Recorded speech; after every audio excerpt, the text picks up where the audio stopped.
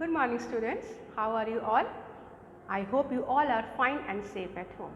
Myself Shweta Mudgal, a representative of Shiv Jyoti Educational Group Kota. Students, today we are going to revise chapter 2 of civics which we have already read. So take out your books and let's start. Okay students, so we are going to revise chapter 2 of civics, that is diversity and discrimination.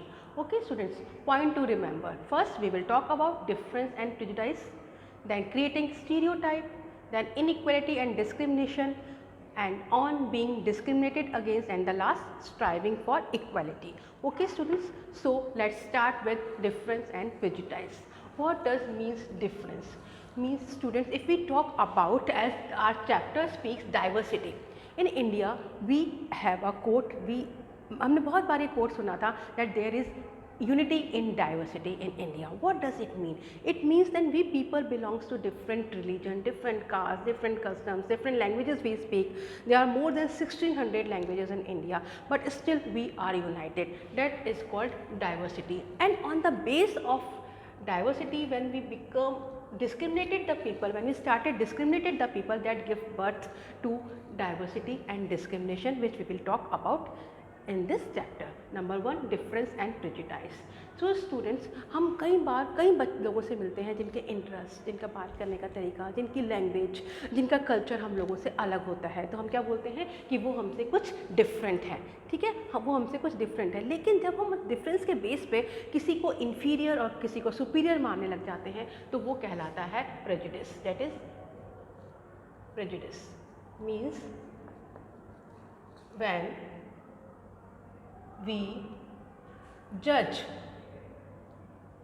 another people, when we judge another people and think them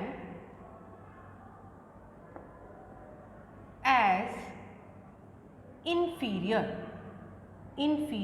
तो उसको क्या कहलाते हैं? Prejudice. हम उनको जज करने लग जाते हैं. ठीक है, हम उनको जज करने लग जाते हैं कि अनदर पीपल, दूसरे लोगों को, तो वो क्या कहलाता है, और उनको छोटा या बड़ा समझने लग जाते हैं, तो उसको हम बोलते हैं प्रेजुडिस. ठीक है, जैसे कि आप लोगों की बुक में एक एग्जांपल दे रखा है रूरल और अर्बन एरियाज़ का. बेटा हम लोग ये मानते हैं कि जो लोग रूरल में रहते हैं, they are means they are stringy, they are lazy, they are believing in some misconceptions, है ना. They are not as smart as the people who live in urban areas, और urban areas के लोगों को हम बहुत smart समझते हैं. तो ये क्या होता है, हम उनको inferior और दूसरों को सुपीरियर समझ रहे हैं. तो हम क्या क्रिएट कर रहे हैं, हम प्रेजुडिस क्रिएट कर रहे हैं. ठीक है, ये अर्बन और रूरल का एग्जांपल आपकी बुक में दे रखा है. दूसरा एक और एग्जांपल दे रखा है इंग्लिश लैंग्वेज का, है ना. When we think that English is best language and another language is not as much important as English is, what we are doing, we are thinking negatively about other languages. ठीक है, ऐसा नहीं होता है.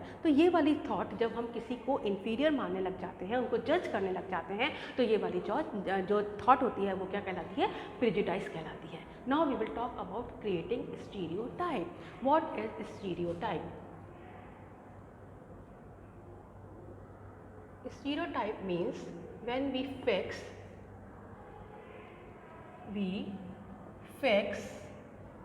people into a fixed image.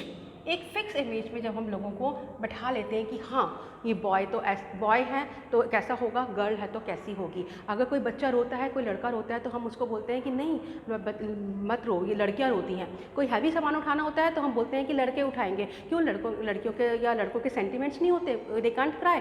तो ये जो stereotyping हमारे माइंड में आती है कि हमने एक इमेज फिक्स कर ली कि हाँ लड़के ऐसे होंगे, लड़कियाँ ऐसी होंगी. जब कोई गिफ्ट लेने जाना होगा तो हम लड़कियों के लिए डॉल लाएंगे, किचन सेट लाएंगे, डॉल सेट लाएंगे, और अगर बॉयज़ के लिए हम गन लाएंगे, मोटर कार लाएंगे. इस टाइप की जो थिंकिंग होती है वो क्या कहलाती है, स्टीरियोटाइपिंग. हमने उनको एक इमेज में फिक्स कर दिया. ठीक है, एक इमेज में उस टाइप से फिक्स कर दिया कि हाँ ये लड़का है तो ये ऐसा होगा, लड़की है तो ऐसा होगा. आपकी बुक में एक एग्जाम्पल समीर 1 और 2 का स्टोरी दे भी रखी है, वो मैंने आप लोगों को उस समय बताई भी थी. ओके बच्चों, तो ये हमारा हुआ क्रिएटिंग स्टीरियोटाइप कि हमें लड़का लड़की के बीच में जब हम डिस्क्रिमिनेशन करते हैं, उनको अलग अलग समझते हैं, दैट इज, और या किसी एक ग्रुप को, किसी एक सर्टन इमेज में फिक्स कर लेते हैं, तो that is called stereotyping. Next we will talk about inequality and discrimination.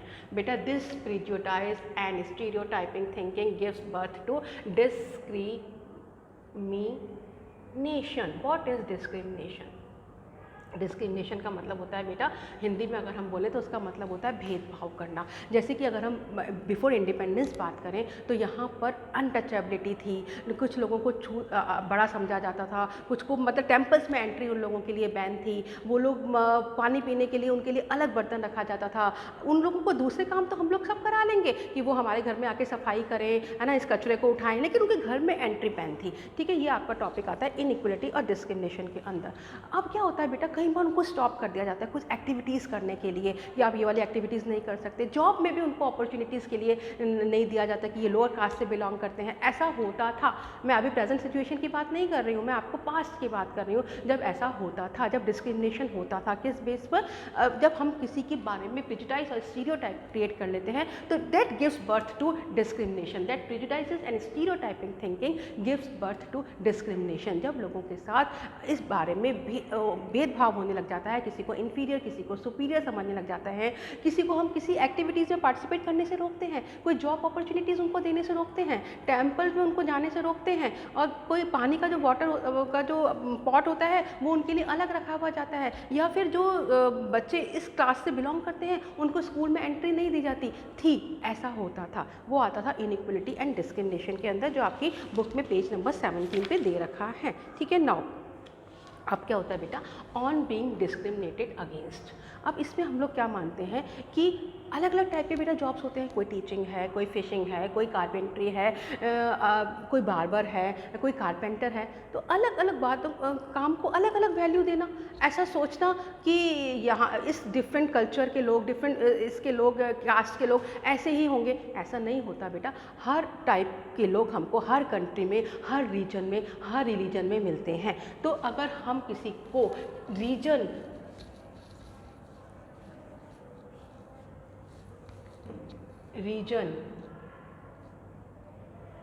Cast, religion, country, language, इसके बेस पे अगर हम कोई डिस्क्रिमिनेशन करते हैं तो हम बोलते हैं कि डिस्क्रिमिनेशन हो रहा है। अदरवाइज होना क्या चाहिए, वी ऑल आर इक्वल। हम किसी भी लैंग्वेज से बिलोंग करते हैं, हम किसी भी रीजन से बिलोंग करते हैं, हम किसी भी कंट्री से बिलोंग करते हैं, वी ऑल आर इक्वल। ठीक है, वी शुड ट्रीटेड इक्वली। तो there was a fight for to be treated equally. People fought for that for a long period of time to get equality on the basis of मतलब कि किसी भी तरीके से उनको डिस्क्रिमिनेटेड नहीं किया जाना चाहिए। And the last point is striving for equality. बेटा striving for equality means people who are fighting for equality. जो लोग लड़ रहे हैं, किसके लिए? इक्वलिटी लेने के लिए लड़े थे, फ्रीडम फाइट। जब हम लोगों को बेटा, जब यहाँ पर ब्रिटिश रूल था तो दो टाइप की फ़ाइट उनको करनी पड़ी थी, एक तो ब्रिटिशर्स से फ्री होने के लिए और सेकंड आपको इक्वलिटी के लिए। आपकी बुक में एक एग्जाम्पल दे रखा है भीमराव अंबेडकर। ठीक है, डॉक्टर भीमराव अंबेडकर का दे रखा है एग्जाम्पल।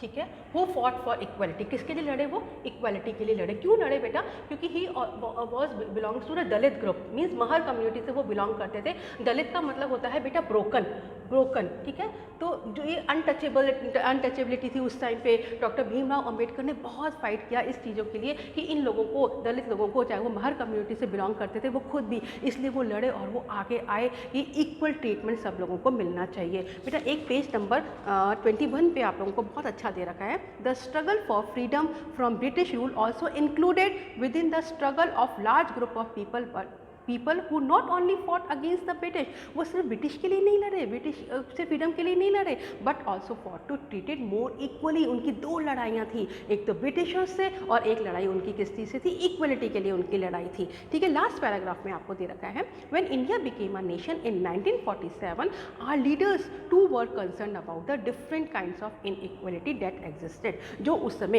इक्वलिटीज़ जो मैंने आपको अभी अभी बताई, रेस के बेस पर, ऊंच नीच के बेस पर, कोई ऊंची जाति का है, कोई कोई नीचे जाति का है, इस टाइप के बेस के लेकर, अनटचेबिलिटी को लेकर जो कि अब बैन हो चुकी है इंडियन गवर्नमेंट में। और इंडियन गवर्नमेंट ने, मैं आप लोगों को बताऊं, इनके अपलिफ्टमेंट के लिए इनको जॉब में रिजर्वेशन दिया गया है कि ताकि ये इक्वल आ सके, इनका अपलिफ्टमेंट हो सके। SC ST शेड्यूल ट्राइब्स के लिए अलग कैटेगरी बनाई गई है। तो ये वाला पूरा चैप्टर हम लोगों का इसी पे बेस होता है कि डाइवर्सिटी एंड डिस्क्रिमिनेशन किस बेसिस पे होता था, नहीं होना चाहिए, स्टीरियोटाइपिंग क्या होती है, प्रेजुडिस क्या होता है। तो बेटा मैंने आपको शॉर्ट में बताया, ये मैं आपको डिटेल में पहले पूरे चैप्टर में बता चुकी हूँ। Now we will discuss internal and the question answers of this chapter. Okay student, let's start with the internal and the copy work of this chapter. Okay, question number 1, what is discrimination? It is given on page number 17. That is, when people act on their prejudice or stereotype is called discrimination. मैंने just आपको बताया prejudice और stereotype के base पे जब people act करने लग जाते हैं तो वो डिस्क्रिमिनेशन यानी कि भेदभाव को जन्म देता है। प्रेजुडिस मीन्स टू जज अनदर पीपल नेगेटिवली, ठीक है, जब हम किसी को जज और think them as inferior.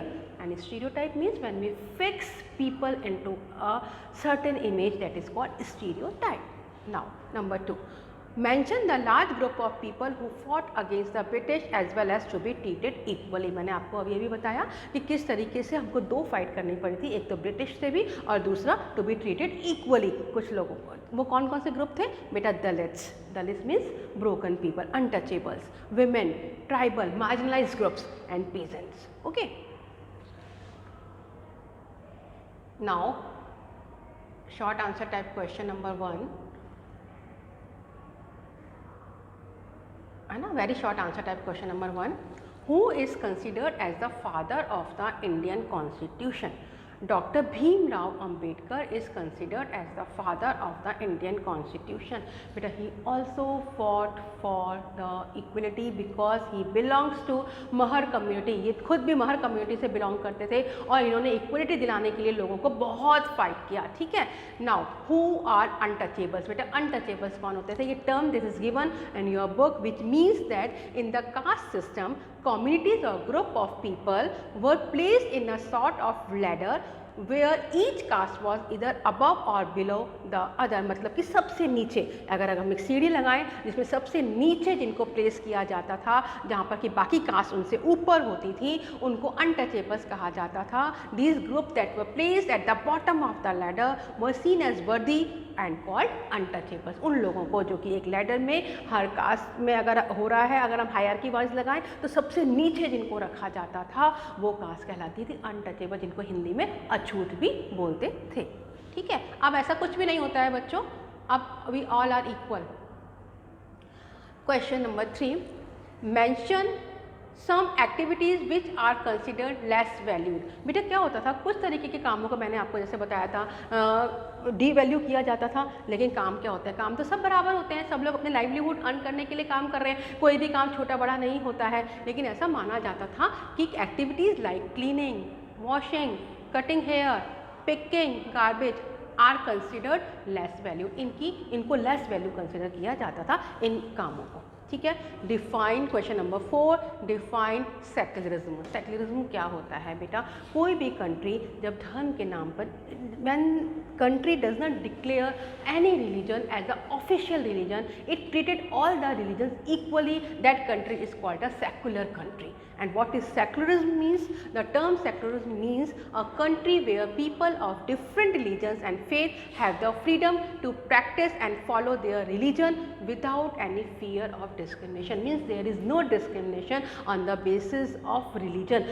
Every religion is treated equally, and that country, this type of country is called a secular country where all the religions are treated equally. There is no discrimination on the basis of religion. No religion is declared as a official religion of a country. Okay beta, now short answer type question, इसको समझना।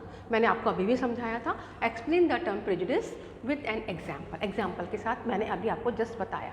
Prejudice means to जज other people negatively और see them as inferior. जब हम किसी को जज करने लग जाते हैं, किसी को छोटा, किसी को बड़ा, किसी को ऊंचा, किसी को नीचा, किसी को अच्छा, किसी को बुरा समझने लग जाते हैं, means we are thinking that about that group of people negatively और judging them. Example, that English is the best language and other languages are not important. We are judging these other languages negatively. अगर हम English को best मान रहे हैं, इसका मतलब हम दूसरे languages को negatively judge कर रहे हैं, ठीक है, दूसरी languages को अगर कम important मान रहे हैं. What is the demerit of stereotype view? क्या demerit होता है बेटा इसका? Stereotype is a negative quality. ये है, ये अपने आप में एक negative quality है. It does not allow us to think or view a person as a unique individual. हम क्यों नहीं मानते कि हर कोई एक unique है, हर किसी की अपनी एक quality है ना. और उसको हम ये नहीं बोल सकते कि ये लेज़ी है, ये कनिंग है, ये स्ट्रिंगी है, या फिर ये बहुत स्मार्ट है, ये इंटेलिजेंट है, ठीक है, ऐसा नहीं हो सकता. सबकी अपनी अपनी यूनिक इंडिविजुअल क्वालिटी होती है.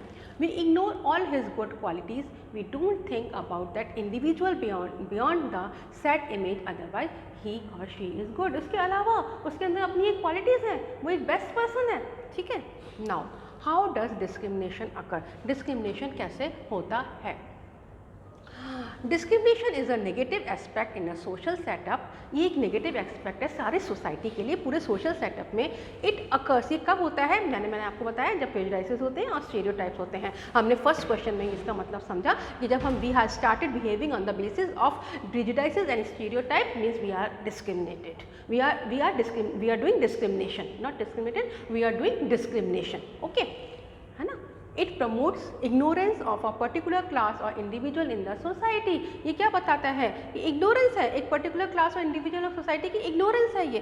Such class और individual is debarred from all opportunities. और कई बार इनको सारी opportunities से अलग रखा जाता है. इनको वो opportunities जॉब में, है ना, बहुत सारे उनके साथ डिस्क्रिमिनेशन किए जाते हैं, ठीक है. इस टाइप से डिस्क्रिमिनेशन होता है. तो बेटा मेरे को I hope this chapter is very much clear to all of you.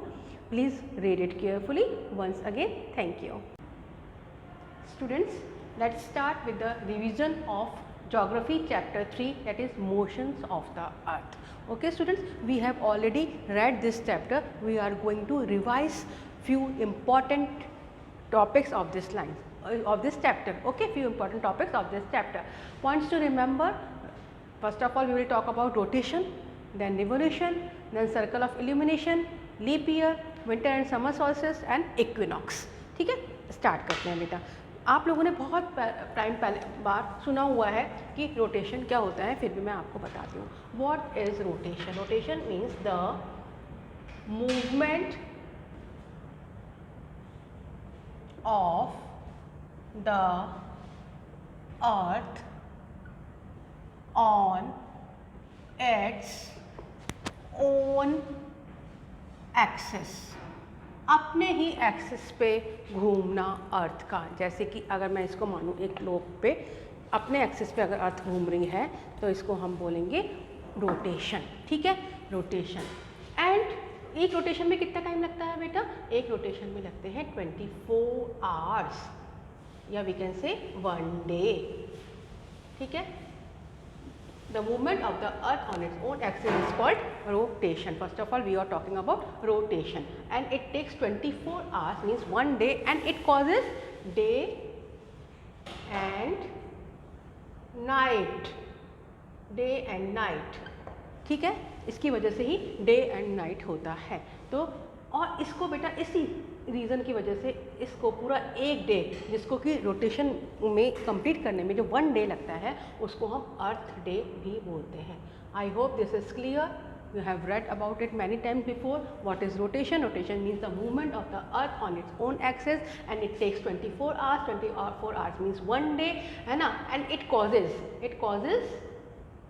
Day and night. इसकी वजह से डे एंड नाइट होती है. पूरा जो मूवमेंट होता है, जो पोर्शन अर्थ का सन के सामने आ रहा होता है, जैसे कि ऐसे टिल्टेड होती है, ऐसे टिल्टेड होती है. ठीक है, टिल्टेड हुई. जो पोर्शन अर्थ के सामने आ रहा है वहाँ पर लाइट पूरी पड़ रही है और वहाँ पर डे हो रहा है, और जिस पोर्शन में लाइट नहीं जा रही है वहाँ पर नाइट हो रही है. ओके बेटा, clear? Now we will read. Rotation is clear here. Now revolution. Second, that is what is revolution? The movement of the earth around the sun into a fixed path is called revolution. Okay, and it takes 365 1/4 1/4 का फंडा मैं आप लोगों को अभी clear करूँगी, ठीक है। इतना डेज लगता है, ठीक है।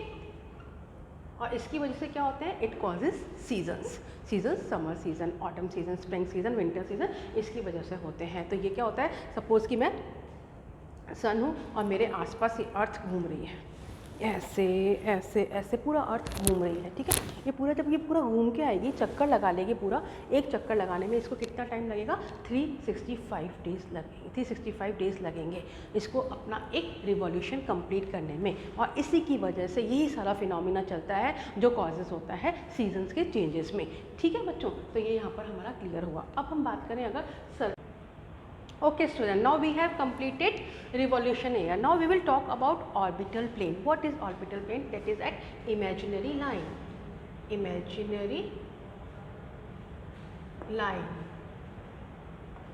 which makes an angle of 66/2 degree, ठीक है। इसको हम बोलते हैं इमेजिनरी लाइन। ऑर्बिटल प्लेन की मैं बात कर रही हूँ बेटा। क्या होता है, जो अर्थ होती है वो अपने पूरे ऑर्बिटल प्लेन पे घूमती है सन के आसपास, ठीक है, और वो ओवल शेप का होता है। Now we will talk about circle of illumination. What is circle of illumination? Circle of illumination causes day and night, ठीक है, जिसकी वजह से डे और नाइट होता है, उसको हम बोलते हैं circle of illumination. That it is given in your book, page number starting में दे रखा है बेटा 19 में, circle of illumination, the circle that divides the day from night on the globe. So we can say the circle that divides the day from night on a globe is called circle of illumination. Let's discuss leap year. Okay students, circle of illumination, that is an axis, and we can call it is a imaginary line which makes us angle of 66.5 degree, जो ऐसे angle बनाती है 66.5 degree का, उसको बोलते हैं circle of illumination. ये एक इमेजिनरी लाइन होती है, ठीक है। इतना हम लोगों ने अपने पढ़ा, अर्थ डे पढ़ लिया, रोटेशन हो गया। अब बेटा जो अर्थ घूमता है, वो जो पाथ होता है उसको ऑर्बिट बोलते हैं, ठीक है। When earth move around the sun के आसपास जब घूम रहा होता है ऐसे, इसको ऑर्बिटल प्लेन बोलते हैं, ठीक है। इसके आसपास घूम रहा है, इसको ऑर्बिटल प्लेन बोलते हैं, है ना। एलिप्टिकल पाथ होता है ये, और ये इसको एलिप्टिकल पाथ क्यों बोलते हैं, क्योंकि ये ओवल शेप का होता है, वो वे, वो रास्ता, that is called elliptical path, okay, जिसमें कि अर्थ मूव्स अराउंड द सन, जिस रास्ते से घूमता है उसको एलिप्टिकल पाथ बोलते हैं, वो ओवल शेप का होता है, ठीक है। अब मैं आपसे बात करूंगी लीप ईयर के बारे में। लीप ईयर क्या होता है बेटा, जैसे कि मैंने आपको अभी बताया कि जो एक कंप्लीट करने में, एक रिवॉल्यूशन कंप्लीट करने में अर्थ को 365 1/4 डेज लगते हैं, ओके बच्चों, इसको ध्यान से सुनना, ठीक है। अब ये जो 1/4 है, इसका मतलब क्या हुआ, 6 आवर्स, इसका मतलब क्या हुआ 6 आवर्स। तो 6 आवर्स को 1 डे कंप्लीट करने में कितने ईयर्स लगेंगे, क्योंकि 6 × 4 is equal to 24 hours is equal to 1 day. 1 day लगेगा इसको कंप्लीट करने में, है ना। तो ये अब ये एक जो डे है, ये हर 4 ईयर्स में हमारे पास क्या हो जाएगा, सरप्लस हो जाएगा। अब इस सरप्लस को हम क्या करते हैं, एवरी 4 ईयर फरवरी में इसको ऐड कर देते हैं। और फरवरी कितने डेज़ की हो जाती है हमारी हर साल, वैसे 28 की होती है, लेकिन लीप ईयर में 29 डेज़ की हो जाती है।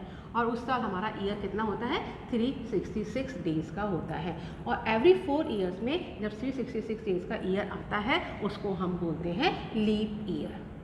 क्लियर बच्चों, लीप ईयर तक सबको क्लियर, ओके।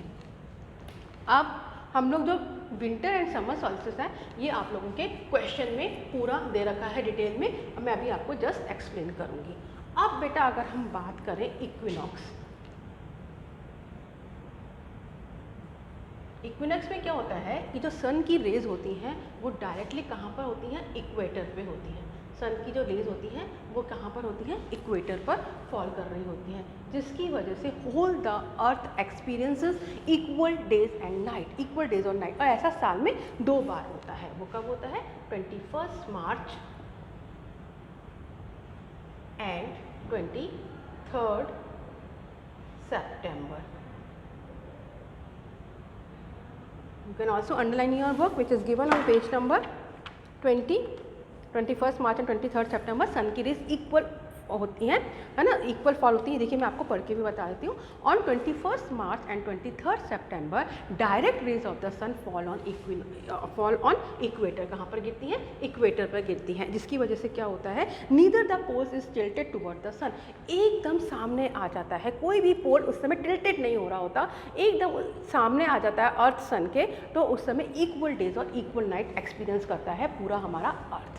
ठीक है, तो यहाँ पर ये चीज़ क्लियर हुई। Now let's discuss the question and answers of this chapter.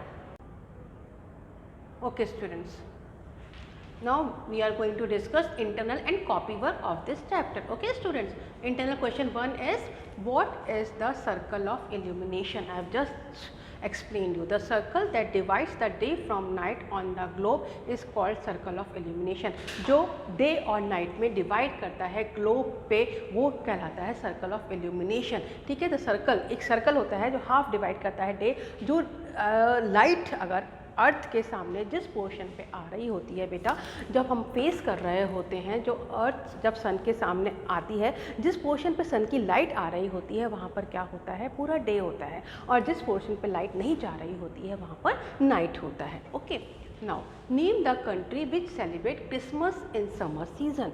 Australia. Why it's so? क्योंकि जो ऑस्ट्रेलिया है वो सदर्न हेमिस्फीयर में आता है.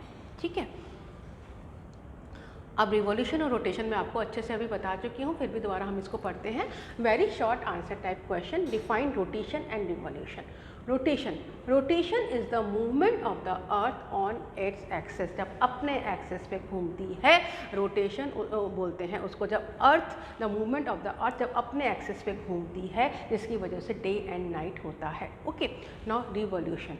Revolution is the movement of the earth around the sun in a fixed path. वो fixed path क्या होता है? ऑर्बिटल प्लेन बोलते हैं उसको, है ना. Revolution means that movement of the earth, earth का मूवमेंट अपने फिक्स्ड पाथ पे, जिसको में कि उसको 1 ईयर लगता है, उसको हम बोलते हैं रिवॉल्यूशन. ठीक है बेटा. Question number 2. What is the angle of inclination of the Earth axis with its orbital plane? बेटा एक इमेजिनरी लाइन होती है जो कि सर्कल ऑफ इल्यूमिनेशन जिसको बोलते हैं. इंक्लिनेशन क्या होता है? झुका हुआ होना. The angle of inclination on the earth axis with its orbital plane. वो 66 जो एंगल वो बनाती है, जिस पे वो झुकी हुई होती है, जो एक्सिस होता है, जो एंगल बनता है, वो 66/2 डिग्री का बनता है. अब देखिए, ये आपको मैंने बताया था शॉर्ट आंसर टाइप क्वेश्चन. बेटा व्हाट इज एन इक्विनॉक्स? जब सन की रेस डायरेक्टली कहाँ पर आ रही होती है? इक्वेटर. और इक्वेटर क्या होता है? Equator is also an imaginary line which divide the earth into 2 halves, that is southern hemisphere and northern hemisphere. On 21 March and 23 September direct rays of the sun fall on the equator. Direct rays कहाँ पर आती है? Equator पर आती हैं. At this position, इस position पे क्या होता है? Neither the poles is tilted towards the sun, so the whole earth experiences equal day and equal night. इसको इक्विनॉक्स बोलते हैं. इस समय क्या होता है? बिल्कुल जो सन की रेज होती है वो इक्वेटर के ऊपर गिर रही होती हैं, और जो पोल होता है वो टिल्टेड नहीं हो रहा होता. एट दिस पोजीशन कोई भी पोल्स पर टिल्टेड नहीं हो रहा होता अर्थ, वो बिल्कुल उसके अर्थ के बिल्कुल सामने आ रहा होता है. तो उस समय पूरा जो वर्ल्ड है वो इस समय पूरा अर्थ क्या एक्सपीरियंस करता है? Equal days and equal night. और ये कब होता है? 21 मार्च एंड 23 सितंबर को. ठीक है. Why do poles experience about 6 months day and 6 months night? बेटा ये भी टिल्टेशन की वजह से ही होता है. जो हमारा, जो मैंने आपको बताया कि टिल्टेड होती है ना. The axis of the earth is tilted, यही फर्स्ट लाइन है ना. तो अर्थ का जो एक्सिस है वो टिल्टेड होता है. इसकी वजह से क्या होता है? Due to which the sun continuously either shines और can not be seen for long time here. जिस साइड पे उसकी लाइट आ रही होती है वहाँ पर वो कंटिन्यूसली शाइन कर रहा होता है. And can not be seen for a and due to which the sun continuously इधर शाइन्स, या तो शाइन करेगा, और can not be seen for a long time here, या तो नहीं दिखेगा. Although the earth rotates and day changes into night and night into day at other places, ठीक है, लेकिन क्या होता है कि अर्थ रोटेट तो कर रही है, उसकी वजह से डे और नाइट में तो चेंजेस हो रहे हैं, day changes into night and night into another night into day at other places, ठीक है, but the poles remain under the same state for a much longer time due to the tilt. और ये सब किसकी वजह से हो रहा है? टिल्टेशन की वजह से होता है। ये हम लोग एक्सपीरियंस करते हैं, एक पोल पे 6 मंथ्स का डे और 6 मंथ्स की, दूसरे पोल पे 6 मंथ्स की नाइट को एक्सपीरियंस करते हैं। This is all due to the tiltation of earth. Now leap year मैंने अभी अभी आपको बहुत अच्छे से बताया, मैं दोबारा बताती हूँ। Question number 5, what is a leap year? Leap year is a year which has 366 days. Leap year में 366 डेज होते हैं। नॉर्मल ईयर में कितने होते हैं? 365 डेज। इसको 1.5 4 डेज भी बोलते हैं। हर साल में से 6 आवर्स को बचा लिया जाए, 6 hours saved every year are added to make 1 day over a span of 4 year. तो हर 4 साल बाद एक ईयर बन गया, मैंने आपको जस्ट बताया, क्योंकि 6 × 4 = 24। दिस सरप्लस डे, ये सरप्लस डे कहाँ पर ऐड होता है?